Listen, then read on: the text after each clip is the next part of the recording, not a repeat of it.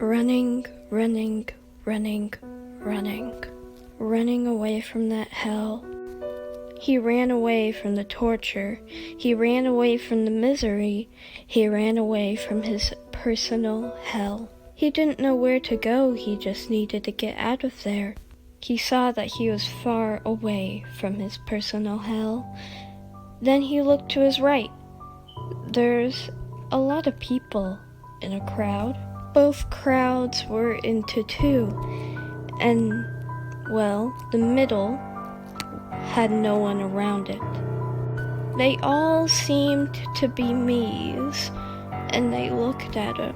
He tried asking for help, but the Skald's bridle kept him silent. The people looked confused, and then suddenly realized.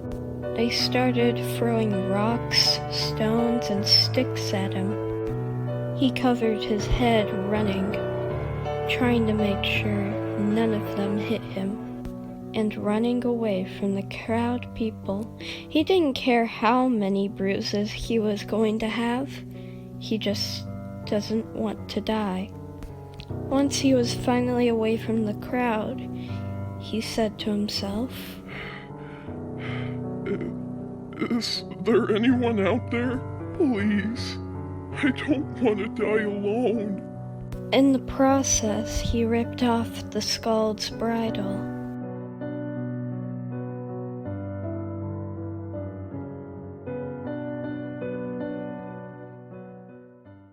He kept on laughing, and then I asked, Are you Adelaide? and then he looked at me. Do you Think I look and sound like Adelaide? He replied in an annoyed tone. So you're not Adelaide, I guess. I said to him. oh so who the How are you? you? He yelled. I'm Daniel. I replied. Well, Daniel? He coughed. my name is Correcting me. me. Well, corrupted me. Why are you in my way? To be honest, I don't even know how I'm still alive. Wait, I don't think alive is the best word for my solution. What do you mean? A moment of silence. He didn't say anything, but he looked like he was lost in thought. Maybe. It's best Yes, we don't to talk about. about it. He finally said. Well, okay. You seem like a friendly lad. He seemed friendly, but there was something off about him. Something that led me to not feel like I should trust him. Who is Adelaide, by the way, mate? I asked. Someone Who you will never. never meet. He replied. Well, I'm going to bed. As I said, I turned off the Wii. I went to my bed and drifted off to sleep.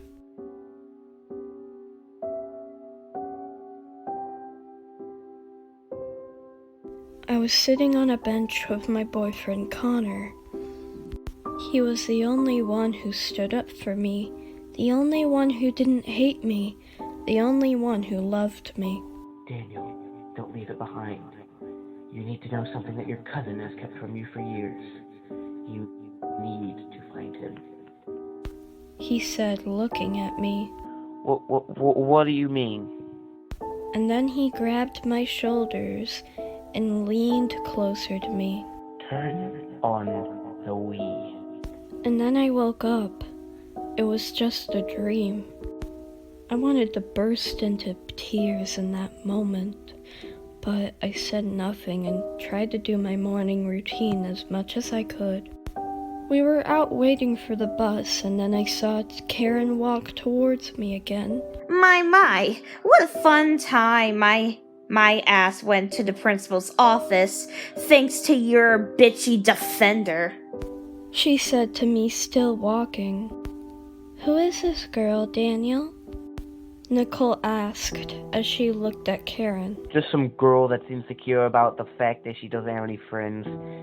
Pay no attention to her, Nicole. I told Nicole. "So you're giving my brother a hard time, aren't you?" Nicole, I can take care of this myself. I told Nicole. "Fine." Nicole replied to me, then Nicole's bus arrived and Nicole walked over to the bus and got on. Once the bus left with Nicole, Karen looked at me. Wow, your little sister sure does care about you. How long will that last? I didn't reply. No matter how much Karen insulted me, I wasn't gonna get into another fight. Then the bus arrived. Class was fine. I can't really remember what I was doing in there anyway. All I know is that people were just being people, I guess. But it was the end of the day that I remember the most. Karen was looking at me with a smirk on her face. I knew this wouldn't be good. I heard something. I tried to ignore her, but she grabbed my hoodie and faced me to face her. And don't you ignore me again. Karen threatened. Karen, I'm not arguing today. Back off. I said to her in a very annoyed tone. Whatever, I heard something interesting things about your stupid cousin. Karen said, ignoring my reply. But I was interested in what she was going to be on about. What are you on about, you bloody bastard? I replied. He made up some dumb lie about this murderous me and his stupid me channel, and he was traumatized. I think he should go to a mental hospital. What a fucking psycho, she said, finishing her sentence. I was in disbelief. This was what Kyle could have been warning me about. I ran from Karen. Where the hell are you going? Karen yelled. I ran home. My mom greeted me, but I ignored her. But as soon as I got to my room, I felt tired, probably because of the lack of sleep. Then my mom walked in. Daniel, honey, are you alright?